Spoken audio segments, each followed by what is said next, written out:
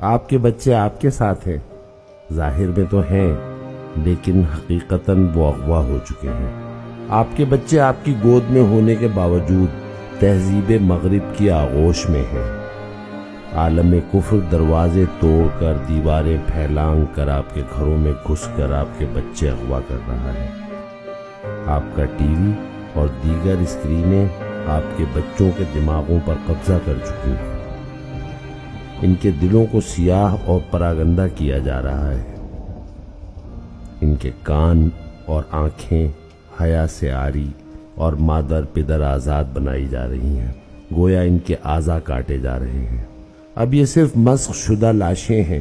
بچوں کا چہرہ سامنے ہونا ہی ان کا موجود یا محفوظ ہونا نہیں کہلاتا۔ بچیوں کے سر سے دوپٹہ سرک کر بدن سے بھی جان چھڑا رہا ہے۔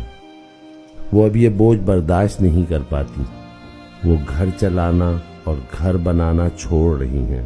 وہ باہر کی دنیا کی اسیر ہو رہی ہیں، اور بچے ہونے کے باوجود مائیں بے اولاد کر دی گئی ہیں۔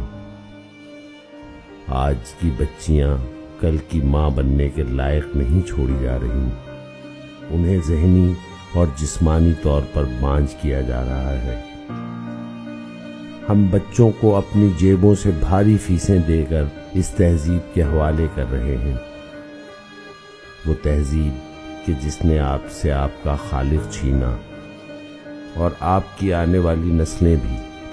یہ بچے نہیں، اگلی نسل کے والدین اغوا ہو رہے ہیں، اور یہ اغوا شدہ بچے کل کو کس طرح کے ماں باپ ہوں گے، اس کا تصور بھی بھیانک ہے۔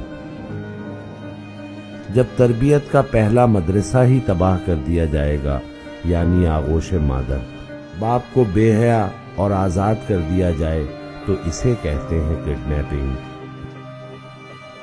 یہ ہوتے ہیں اصل مسنگ پرسنز۔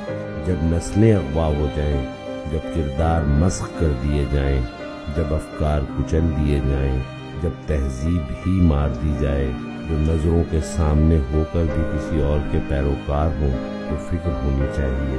یہ فکر ابھی کیجیے، اور جان رکھیں جو آپ کے پاس ہے وہ آپ کے ساتھ نہیں۔